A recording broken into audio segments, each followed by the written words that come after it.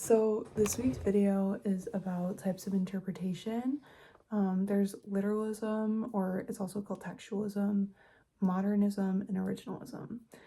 And these are all different ways of interpreting, I guess, rules or like specifically the Constitution and how they work kind of with each other, how they don't work, like their pros and cons, I guess.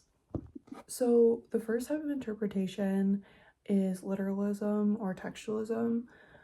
It's taking things at face value for their literal meaning. So ways that like textualism works, for example, would be like no smoking signs, don't smoke, no smoking, dress codes, you can wear this, you can't wear this. It's like very straightforward things that are like due dates. This is due at 11:59. There's nothing else that needs to be interpreted. It's just like you take it at face value and it is what it is. But in some cases, textualism doesn't work. For example, no vehicles on the sidewalk or no vehicles in a park. Okay, was that intended for like cars and trucks as vehicles?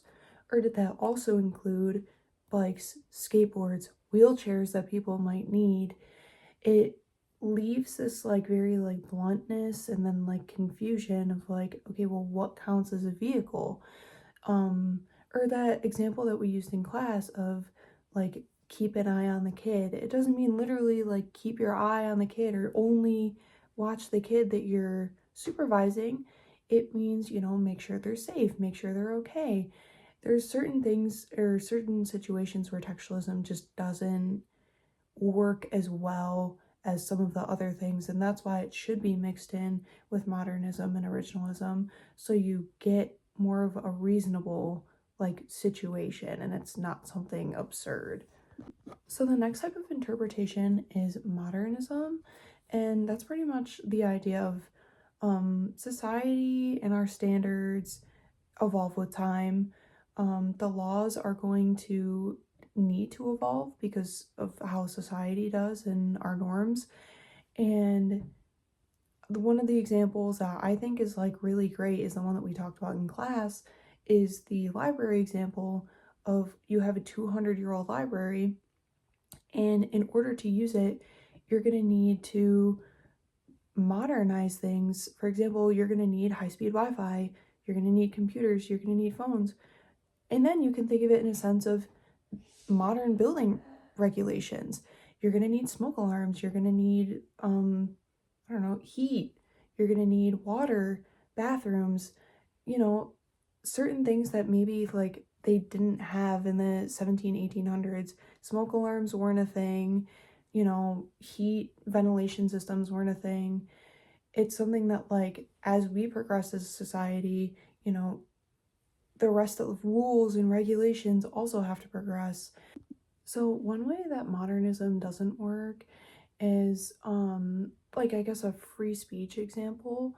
So if the court were to spend like every year redefining what free speech is depending on how society determines free speech and what's hate speech, that leaves room for like I guess a biased interpretation of whoever's in the Supreme Court at the time, or who's deciding these laws, and it would count as like constant reiteration of the Constitution and the Bill of Rights, and it would just lead to at like the original meaning being like diluted bit by bit into like now there's some rule and it's super different than what the original rule was meant to be. Maybe the original, free speech amendment was just people should be allowed to express their beliefs and values, and maybe like it was changed so much that now like society's censored in a sense, if that makes sense. So the final method of interpretation is originalism, and that's taking things and how they were originally meant. So for the Constitution, how the framers meant it, the certain statutes, how Congress meant it. Ways that it works is like the Fourth Amendment with search and seizure.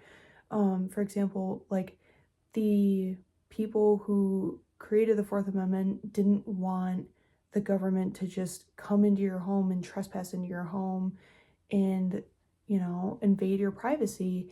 And I think in a way, like the search and seizure, like that we take that as how they meant it. And has it adapted over time? Yes. And I like with modernism and technology and privacy in that sense. But I also think that that's a great example of how that like these interpretations work well together, because we can still appreciate the fact that like search and seizure could be interpreted as I don't want the government or police officers coming into my home without a warrant or without reason.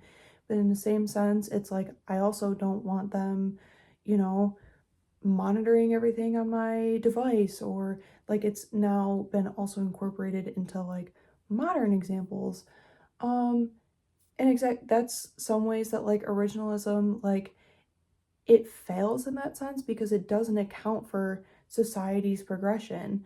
That's why we need modernism, because sometimes, you know, the framers had no idea that we were going to have cell phones and laptops and high-speed internet and, you know, the bad things that come with it, like, you know, the dark web or, you know, things like that, that there needs to be government intervention and there needs to be government surveillance.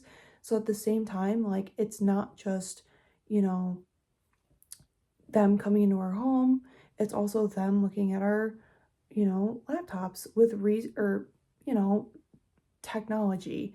With reason and with warrant, they should be able to, but without reason, without warrant, that's, you know, search and seizure, that's the Fourth Amendment. So I think there's like a great way that all of these come together, and when used together, it creates like really I think strong and efficient interpretation and leads to like a pretty reasonable answer.